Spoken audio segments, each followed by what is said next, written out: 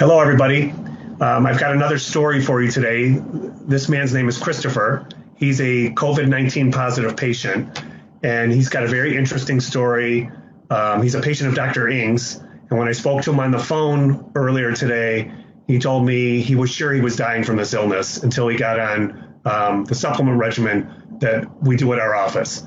And so I'm going to turn the story over to Christopher right now and let him tell his story for you. Well, hello. Thanks so much for allowing me to tell this story.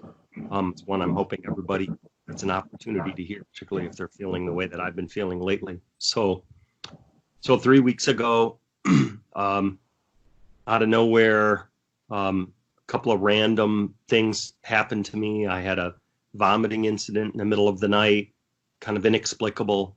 A day or so after that, a couple of bouts of like random diarrhea at work, out of nowhere, inexplicable. I sort of scratched my head and kind of kept it moving. A couple of days after that, started feeling lousy, stayed home from work, nasal, coughing, little sore throat. Thought, you know what, I'm going to do the responsible thing, stay home. I did that. That was a Friday. Kind of just sort of took it easy on Saturday, Sunday, feeling better, Monday, ready to rock. Went back to work. Tuesday morning, woke up, completely different ball game. Cloudy, not thinking straight, not feeling right, just sort of off, feeling off, and kind of lumbered through the day, made it through the day, came home, kind of collapsed on the couch, and my wife said, you know, we should probably take your temperature. And I wasn't feeling hot or anything like that. And she did, and it was raging. It was like 102 or something like that. I was not well at all. So we called my healthcare provider, and they went through an online sort of questionnaire protocol for me. And I said, really, I mean, I'm not really feeling well at all. And what can you guys do for me? And they said, well, basically nothing at this point. What we need you to do is we need you to go into quarantine for 14 days. So no therapy. They can't do any therapies for you. They just told you to stay home and rest. Correct. Isolate. You go into a place is there a place in the house that you can isolate because you're going through our protocol. We see we're clicking on enough of these symptoms to say you're a potential COVID risk. Is there a place you can isolate in your house? Yes. And that's my bedroom here. I've been in here for 14 days. She said, you need to be away from your family, and your family needs to stay in the house for 14 days. So my kids have been in the house for 14 days, but we've been separated. But basically, right, no therapy, no. And their explanation was, you're obviously sick. You obviously have some symptoms, and you're too sick for us to have you come in right now and potentially expose other patients and health practitioners. And you're not. They kept asking, do you have trouble breathing? Do you have trouble breathing? And I didn't really have the cough at that time. So, well, no, I didn't have trouble breathing. I just feel awful. I feel lousy. And this fever is kind of starting to creep up.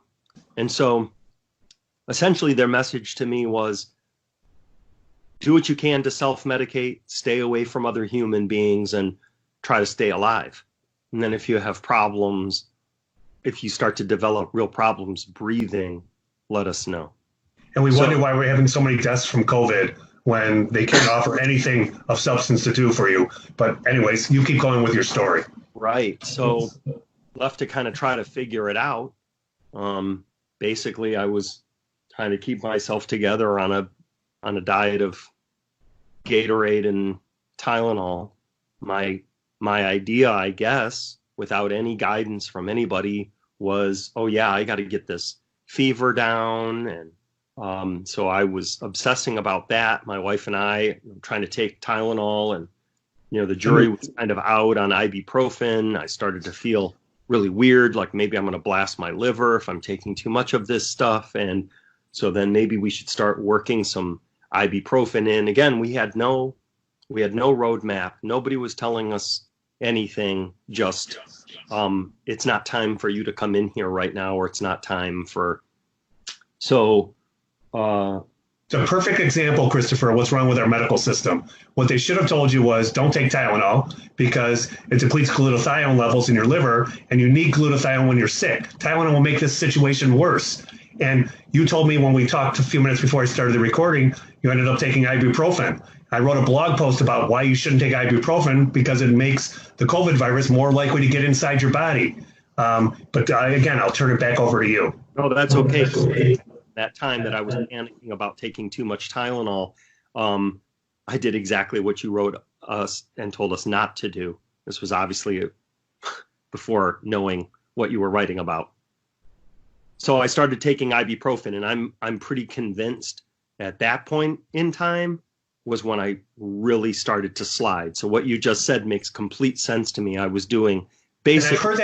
I've heard that from other patients. When they take that first or second dose of ibuprofen, they just go down the tubes very quickly. Oh yeah, it was like a train wreck after that. Fever off the chart, no taste, no smell, total nausea. I couldn't. I didn't have enough strength to roll over to take a sip of water. That's when I knew when I was at a place like that where I was like, I have to plan my moves to take a drink of water to keep myself alive because I can't move. I'm sure you felt awful and, or worse. Oh yeah, it was poison. It was like a wicked poison, and I couldn't think straight, and I was on fire. And so finally my wife said, you know what, this is crazy. I still throughout this, I had been reaching out to my healthcare professionals. I still had not been tested. Nobody came to my house. Nobody was checking up on me. Nobody was asking me. Nobody was giving me an alternative course. I was sliding super fast. Really. Tell the listeners what you told me on the phone. What'd you feel like, at this very down point? Yeah. Told me you felt like you were going to die. Oh yeah. No, I was convinced. I knew. I was like, you know what? I'm going to die in this bed. And but what I knew to be true also, Dr. Brownstein, in the back of my mind was a little voice saying, don't let them take you to the ER. Don't go to the ER. I was mistrustful on a profound level now. And I just could see myself in a hallway somewhere, with all due respect to the people who are working there, but they don't know what to do. And I just knew in the back of my mind, I was like, I'll die there. I'd rather die here. I'm being dead serious.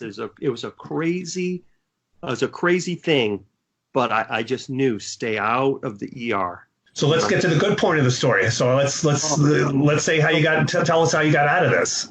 Right. So, little shout out to my wife, who is truly my guardian angel. It made me also think, what are folks doing who don't have somebody like a caregiver that is savvy, that will hustle, that asks questions, that pushes back? There's so many people out there that don't. That's a whole nother story. But in any case, so she called my partners, one of which is a patient at your practice, and told them on a work note, look, Chris is going the wrong direction right now. He's super sick, and I'm really scared he's not going to make it. And you guys got to help me. You got to keep clients and people from trying to call him and all that stuff. And one of my partners, who's a patient at your practice, started asking the questions.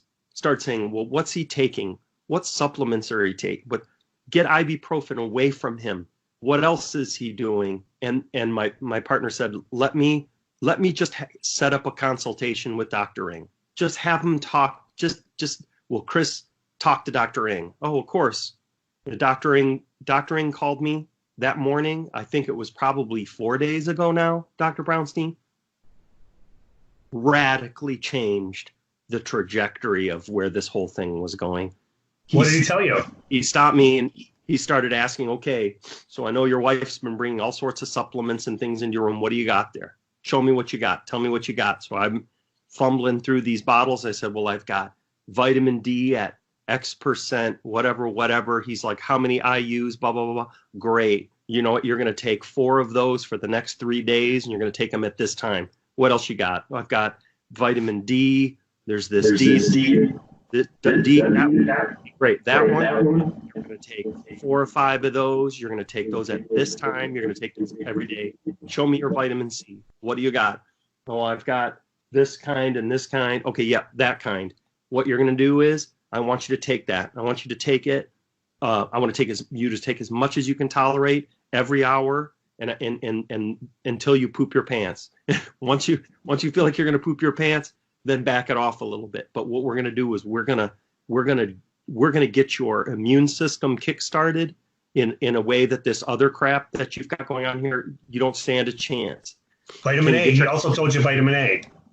Vitamin A, vitamin D. I'm sorry, I thought I mentioned. Yeah, vitamin D in the morning, vitamin A at night, vitamin C all throughout the day. And he said, we got to get your hands on a nebulizer, which was something else. It was this tool, this nebulizer tool, was part of this plan that completely allowed me to breathe again and save my life, and is like the hardest thing to try to track down. And every house in America has to have one. I agree. I fully agree with that, with what's going on now. And when this is over, I'm going to be writing about that and lecturing about that. And Dr. Ng and I've talked about this. Everyone needs to have a nebulizer at home. So you got your nebulizer. What did Dr. Ng tell you to do with the nebulizer? Yeah, nebulizer. So all of a sudden, my wife's in a chemistry class. We're figuring out the saline and the peroxide and the Lugol's, which are the iodine. And so she's putting these things together, and I start these breathing treatments. And I kid you not, after my second breathing treatment, huge difference. And after that, it was like huge momentum. I could just feel the whole thing turn around. So with vitamin D, vitamin A, tons of vitamin C, nebulizing breathing treatments with Lugol's and peroxide. Lugol's is iodine for the listeners. And so he's nebulizing a combination of peroxide, low dose peroxide and iodine. And Dr. Ng said, your fever is your friend. It was a completely different philosophical mindset too. We grow up, our moms hold our head like this in the 70s and, oh, Chris has a fever, let's whatever. Dr. Ng said, your fever is there for a reason. It's your friend. When it's there, celebrate it's there, because it's kickstarting your immune system. The hotter, the better, Chris, the hotter, the better. You start to feel that way. If you get those chills, jump in the bathtub, Epsom salt, hot as you can stand. So it was a completely different message where I was wired thinking in a completely different way with this like ill-advised home health care that I was doing with no blueprint. And Dr. Ng gave me a complete blueprint with the supplements, with the nebulizing treatments, with how to philosophically think about what my body was doing. Completely different. This is what we've been doing with our patients for the last few months. We don't have anyone dying that we know of. We don't have anyone with pneumonia. None of the practitioners in our practice know of anyone, with pneumonia right now.